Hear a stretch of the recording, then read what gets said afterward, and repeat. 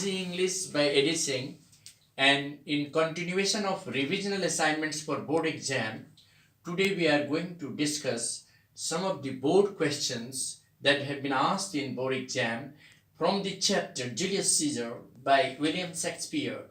Well, friends, I'm gonna ask question. Why does Caesar get ready to go to the Senate even after accepting Calpurnia's pleas? Yeah, listen, friends.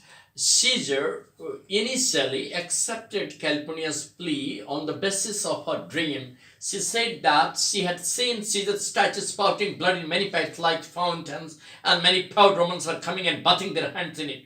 That was an indication and portent of an evil happening in Caesar's life, and that made, Kalpurnia plea for not going to Senate. Yet, Caesar, being a brave warrior, didn't believe in those portents. He said he would go because he was a man of logical thinking. He believed that nothing can be stopped because death and life have been decided by God, and whatever has been proposed by God cannot be, cannot be stopped. If death has to come to Caesar, Caesar will die. So he was not afraid of dying, and therefore he decided to go to the Senate Hall even after, accepting Calpurnia's plea. Secondly, he was also under the influence of Brutus, statement and his interpretation of the dream. It was Decius Brutus who interpreted the dream of Calpurnia in his favor, saying that those, dream were fair and fortunate, and they were of good fortune for Caesar. And that is the reason why Caesar was ready to go to the Senate Hall. Next question, please. On what plea does Calpurnia ask Caesar not to go to the Senate? Yeah, Kalpana pleaded Caesar, saying that she had seen Caesar's statue spouting blood in many pipes like fountain, and proud Romans are coming and bathing their hands in it. That was just an indication that there was a danger to Caesar's life. Besides that, she also said that the watchman had told her all about, the unusual happenings like the lioness giving birth to a cub in the open street, the graves being, opened out, and the dead were coming out and were crying for the burial, fierce battle being fought among the clouds, and the brave warriors being killed and in the hands of war. These ghosts shrieking all along the streets of Rome. All these were the unusual happenings, and therefore she just pleaded Caesar not to go because they were not the common happenings. And that is the reason why she just said that Caesar should not go to the Senate Hall. Next question, please. How does Decius Brutus persuade Caesar to accompany him to the Senate House? Yeah, Decius Brutus was very cunning and very intelligent. He knew it very well that unless he will give the sufficient reason and unless he will interpret the dream of Calpurnia in his favor, he will not be ready to go. So he interpreted the dream of Calpurnia in his favor, saying that Calpurnia's dream were fair and fortunate, and in the Caesar statue spouting blood in many pipes like fountains suggests that Caesar will become great, and he will be acknowledged, and he will be given the cognizance of a great man by the people of Rome. And the people coming and batting their hands also indicate that when Caesar would die, they will dip their handkerchief in the blood of Caesar just as tinctures and medicine, and they will keep it as a remark of reverence for the coming generation. Next question, please. What makes Caesar decide to go to the Senate House?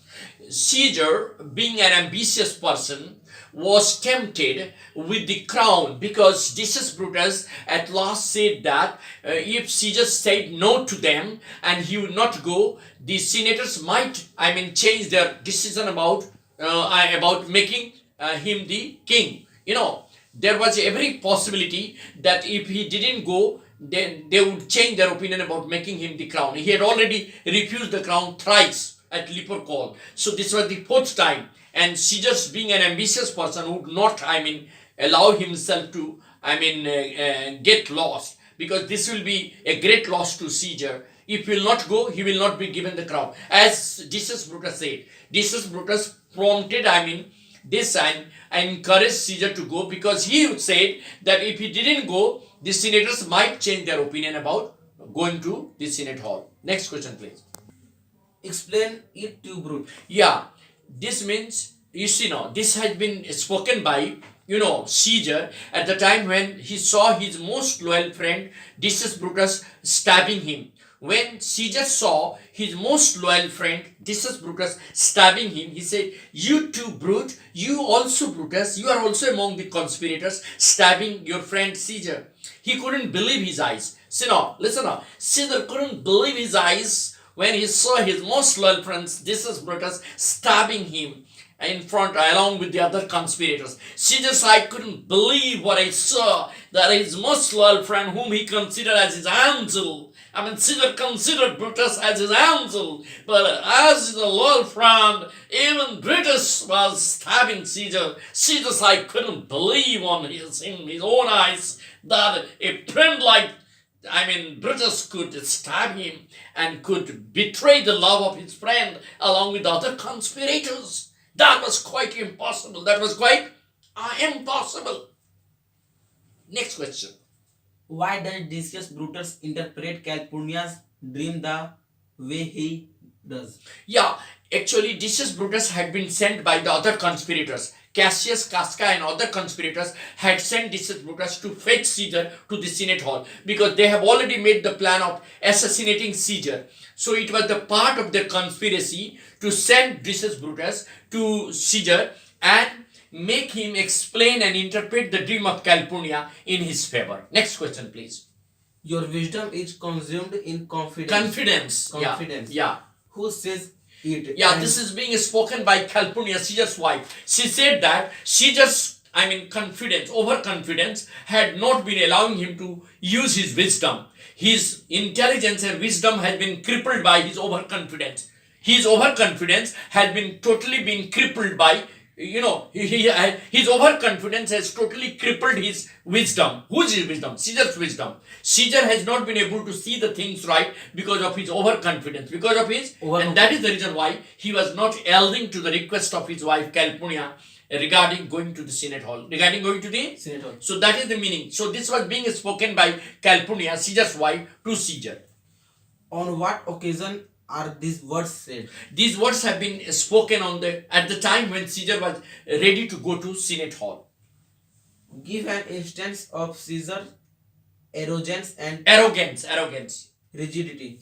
Yes, when the other conspirators, along with Brutus and other conspirators, Publius Cimber and Metellus Cimbers were pleading to revoke the order of Publius Cimber's banishment, he just said that his decisions are as constant as the northern star, and he's not going to change his decision. Not going to Change. So that's the reason where his arrogance was seen. He said that he will not change his decision about banishment of Cimber, and therefore he stands there unchanged, and he completely denied considering the case and revoking the order.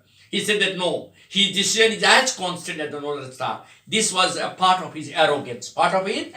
Yes. How does Brutus justify the killing of Caesar? Yeah, Brutus, while addressing the Roman mob, said that, Caesar didn't cry when the Roman people cried. He was against the democratic freedom of the Roman slaves. And most importantly, he was ambitious. And thirdly, he said that had he really been alive, all the Romans would have been slaves. This clearly suggests that Caesar was a tyrant, according to Brutus. According to Brutus, Caesar was a tyrant. He was ambitious, and he never cried when the Roman people cried. And had Caesar been alive, the whole Romans would have become slave. So these are the three reasons where Brutus justified Caesar's murder. That they have murdered Caesar for the democratic freedom of the Roman people. For the democratic freedom of the Roman people. Two more questions, please. What error of judgment does Brutus make in the case of Antony? Yeah, actually, Brutus was mistaken. He had a wrong judgment about Mark Antony. When he allowed Mark Antony to take the dead body of Caesar to the marketplace and address the Roman gathering, he made a mistake. This was you may call it, this was the silliest mistake that Brutus made. Despite warning given by Cassius, he allowed Mark Antony to take the dead body of Caesar to the marketplace and address the Roman gathering. This was the, biggest mistake you can say committed by, Brutus. and that resulted into, the consequence was that they were all attacked by the Roman mob, because it was Mark Antony who inflamed the sentiments of the Roman masses and prepared them for mutiny, and there was war. Wow. And all the conspirators were chased, and finally they were killed. Rather, they suicided in the river Thames. Finally, yeah. Why does Brutus decide not to kill Antony? Yeah, Brutus was very clever. He knew it very well that Caesar's murder had already evoked, terror in the whole Rome. Now, if he does anything wrong to Mark Antony, the people might become, more, violent. And he also knew that Mark Antony might join their hands, and he would prove useful to justify Caesar's murder. Justify? Caesar's murder. He knew it very well that if Mark Antony joins their conspiracy anyhow, that they will be more powerful in convincing the Roman mob. Convincing the Roman mob. And that is the reason why he didn't kill Mark Antony. Thank you very much. And then we will continue the next series in the next class. In the next